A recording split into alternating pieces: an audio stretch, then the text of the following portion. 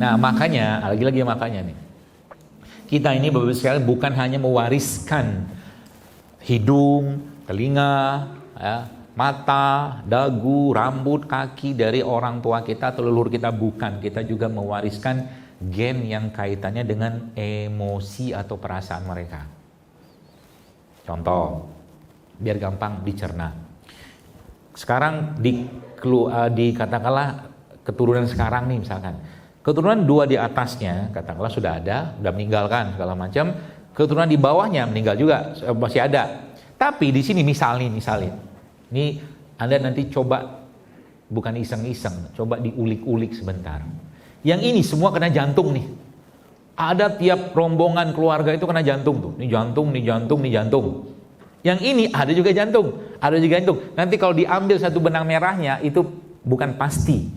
Kemungkinan besar dari apa yang saya pelajarin itu akan ada satu jalur emosi atau genetik emosi yang sama di antara mereka tuh.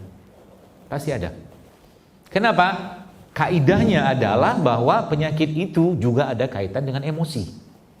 Itu baru jantung. Nanti lain lagi kalau kita bicara diabetes. Ada lagi tuh ceritanya tuh. Ini diabetes, ini diabetes. Sehingga artinya kalimat yang muncul sebagai bentuk pembenaran, ya kan? Kalimat yang muncul sebagai bentuk pembenaran supaya nggak banyak mikir apa, kami ini keluarga keturunannya diabetes. Betul? Terus mau diapain kalau kayak begitu? Masuklah agama di situ. Itu maksudnya. Berarti misalkan kalau jantung ini, misalnya jantung itu punya karakter. Jantung kita punya karakter emosinya ada. Ginjal kita punya karakter emosinya, paru kita punya ada, semua ada. Ya, gitu. Maka karakter emosi inilah kalau agama masuk dia bisa mangkas. Dia bisa putus. Contoh ya. Gini, misalkan saya melihat kasus kayak begini gitu kan. Mohon maaf gitu kan.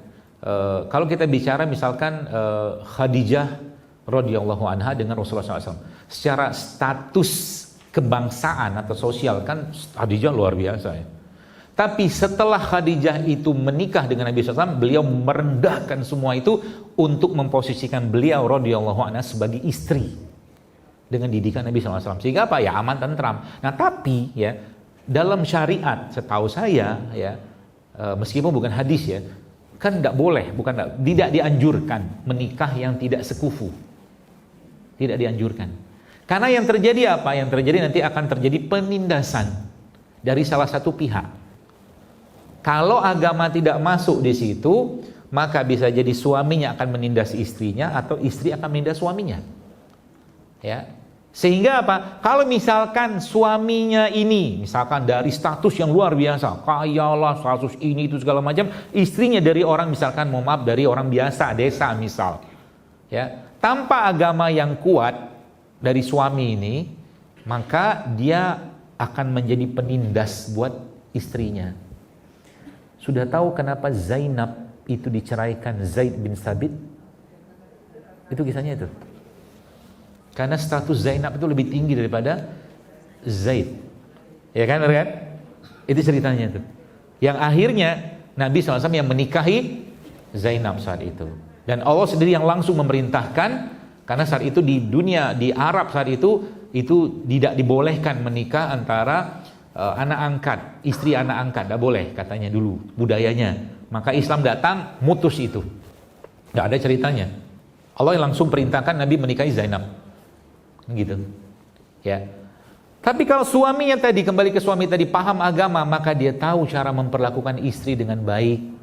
Pakai saja satu kaidah hadis di sini, kata Nabi SAW, apa kata Nabi, sebaik-baik laki-laki adalah yang paling baik sama keluarganya. Hilanglah semua statusnya dia akan bersikap sebagaimana harusnya laki-laki bersikap kepada seorang istri. Nah, gitu. Paham ya? Gak ada lagi penindasan di situ. Ginjalnya istri tidak akan teraniaya di situ. Termasuk juga suami, istri juga sama.